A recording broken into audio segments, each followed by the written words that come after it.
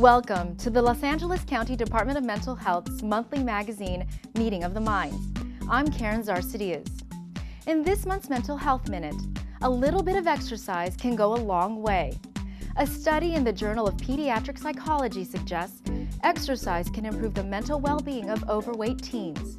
Researchers found light to moderate exercise while listening to their own music kept them going and motivated despite any perceived discomfort. After 10 weeks, participants were asked about their self-esteem and body image. And even though the physical benefits from the exercise were mild, the study found teens felt better about themselves and felt more empowered. Hope, Wellness, and Recovery is our department's motto. With more about what DMH is up to, here's a message from our director, Dr. Marvin Southard. Today I'm going to talk about mental health and the stresses of the experience of immigration. It's a fact that the immigrants to the U.S. have a higher mental health status than the general U.S. population. Immigrants suffer less from depression, anxiety, and serious mental illness than the rest of the U.S. population. There are reasons for this that have to do with the kind of person who immigrates, but the sad fact is that that advantage is lost after a generation. The children of immigrants have the same mental health status as the rest of the U.S. population. So what happens?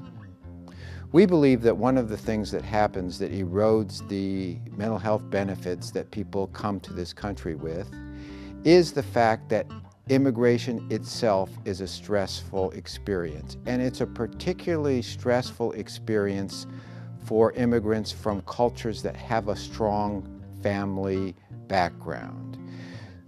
Immigrants often come from countries in which the extended family is an important part of their experience. Coming to the U.S., that experience can be eroded as the children are part of the U.S. society and have different norms from their parents. These stresses of immigration are often intergenerational and can lead to profound dysfunction in families. This dysfunction in families can lead to depression, anxiety, and the flowering of mental illnesses that might not have arisen otherwise. The bottom line? We need to create lines of communication between the generations for immigrating families so that the process of acculturation does not disrupt positive family values and create unnecessary stress. Thank you, Dr. Southard. We like to share stories and tips on wellness and recovery on this show. With more about this in our Walk the Talk segment, here's Kathleen Pichet. Thank you, Karen. My guest today is Tylana Thomas. Tylana Thomas was born and raised in Arkansas.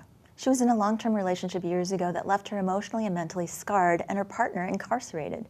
She moved to Los Angeles to get a fresh start and be closer to her mother. Tylana got help with post-traumatic stress disorder and major depression.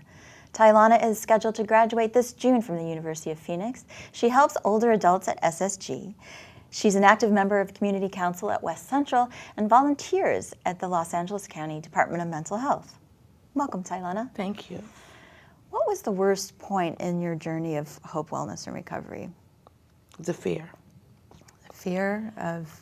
The fear of anxiety, the fear of living, the feeling of hopelessness and helplessness was the worst part of my recovery. Were you afraid to get help?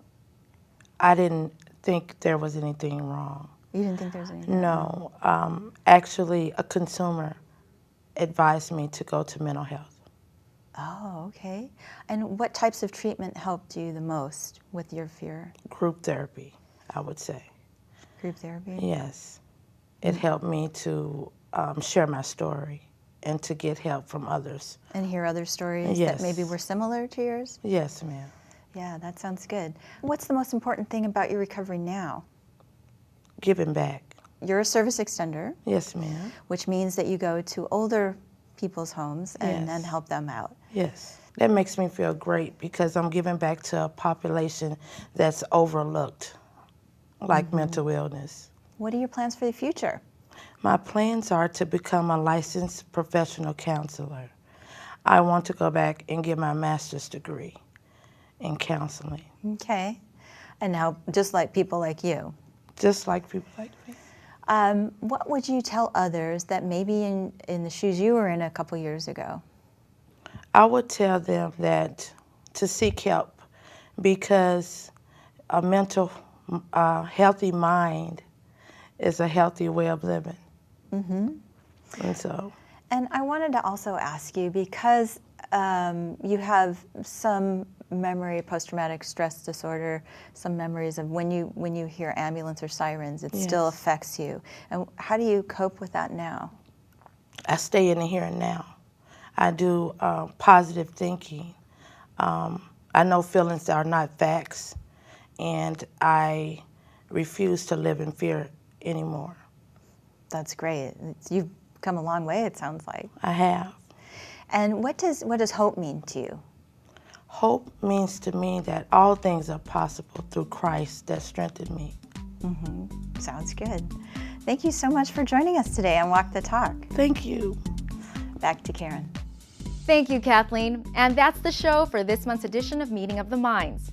To learn more about the Department of Mental Health and for more information about DMH's programs and resources, you can always visit the website anytime at dmh.lacounty.gov. You can also follow us on our Facebook page and watch our Profiles of Hope videos and PSAs on YouTube. Just search for the Los Angeles County Department of Mental Health, or LAC DMH. And if you or someone you know is in need of help, you can call our 24/7 access line at 1-800-854-7771. That's 1-800-854-7771. Thank you for watching. We'll see you again soon.